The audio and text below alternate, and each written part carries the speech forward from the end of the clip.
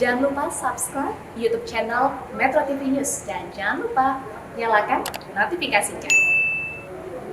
Pemirsa, kita simak kembali keterangan dari Ifki Sukarya, Corporate Secretary PT Kilang Pertamina Internasional. Valencia, dapat kami sampaikan bahwa terjadi kebakaran di salah satu tangki produk kami ya. Jadi bukan kilang tapi tangki yang terbakar. Kejadian terjadi sekitar pukul 19.20 ya. Untuk saat ini Pertamina belum bisa memastikan secara pasti penyebab kebakarannya. Kami upayakan prioritas untuk melakukan pemadaman terlebih dahulu secara ofensif ya atas tangki yang terbakar tersebut, dan juga mengupayakan agar pemadaman dapat dilakukan secara maksimal, dan kami melakukan penyekatan dengan water sprinkler agar tidak terjadi perembetan energi panas untuk terbakarnya tangki yang lainnya. Dan sementara ini untuk masyarakat sekitar yang terdekat dengan area kebakaran, tadi sudah dilakukan pengecekan dan ada sekitar kurang lebih 80 warga sudah kami ungsikan ke aula balai desa dan kemudian tempat ibadah atau masjid yang ada di sana. Pak, jadi terkait dengan penyebab pasti kebakaran ini, Pak, apa sebenarnya Pak penyebabnya? Ya, tadi sampaikan bahwa saat ini kami belum bisa memastikan apa yang jadi penyebab kebakaran atas tangki tersebut. Kami lebih prioritas terlebih dahulu untuk upaya pemadaman kebakaran. Baik, terkait dengan proses pendinginan dari dua tangki yang berada di dekat tangki yang sedang terbakar ini, Pak, ini hanya dilakukan dengan pendinginan water sprinkler atau apa lagi, Pak? Ya, jadi kami lakukan ya upaya penyekatan dari rambatan panas api dari tangki terbakar terhadap tangki yang lainnya dengan spray water sprinkler. Bapak, terkait dengan proses pemadaman tangki yang sedang terbakar, ini seperti apa proses pemadamannya harusnya dilakukan, Pak? Tahap per tahapnya, ya, karena kita menantikan Pak jawabannya. Ya, baik. Jadi yang kami lakukan adalah upaya ofensif ya terhadap pemadaman kebakaran. Kami menggunakan alat ya terminator khusus ya yang memang kami miliki untuk upaya pemadaman kebakaran di tangki. Dan selanjutnya kami juga melakukan upaya penyekatan rambatan radiasi panas ke tangki yang lainnya dengan melakukan water sprayer dengan water sprinkler. Pak Ifki, kalau dari sekarang sudah terjadi kebakaran berarti sekitar 2 jam ya Pak. Bagaimana kondisi di tempat terjadinya kebakaran ini Pak sekarang? Ya, untuk saat ini kami memang tidak berada di tempat ya. Saya masih posisi di Jakarta. Jadi untuk upaya pemadaman masih terus dilakukan dan kami akan informasikan lebih lanjut perkembangan dari penanganan kebakaran tersebut.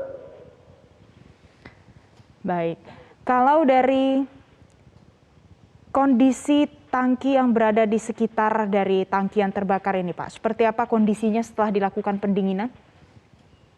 Ya, kami harapkan upaya pendinginan bisa berjalan dengan baik ya, dan kami bisa melakukan upaya pemadaman terhadap tangki yang terbakar sehingga tangki-tangki yang ada di sekitarnya bisa kita amankan.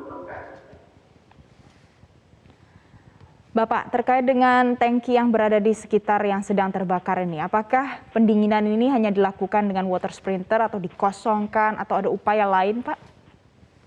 Ya, jadi untuk saat ini kami secara teknis belum dapat informasi lebih lanjut. Namun upaya yang kita lakukan untuk saat ini yang sudah dilakukan adalah pendinginan dengan water sprinkler. Kami akan informasikan lebih lanjut bila mana tangki yang ada di sekitarnya terisi, apakah itu dialihkan atau bagaimana, kami akan informasikan lebih lanjut.